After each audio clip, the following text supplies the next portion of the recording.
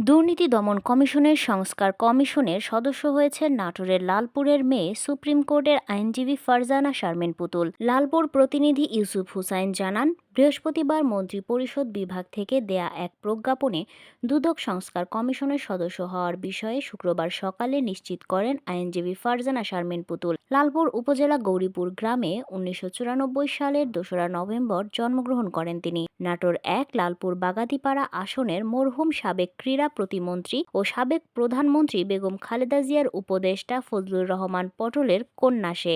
ঢাকার Viqarunnisa Noon school and কলেজে পড়াশোনা করেছেন পুতুল। এরপর তিনি ঢাকা বিশ্ববিদ্যালয়ে আইন বিষয়ে স্নাতক ও স্নাতকোত্তর পর্যায়ে পড়াশোনা করেন। এরপর লন্ডনে বিপিপি ইউনিভার্সিটি ল স্কুল থেকে উচ্চতর ডিগ্রি নেন। তিনি ২০২৪ সালের ২৬শে সেপ্টেম্বর জাতীয় বিশ্ববিদ্যালয়ের অধীনে ঢাকার মহাখালীর ক্যাপিটাল ল কলেজের অ্যাডহক কমিটির সভাপতি হন।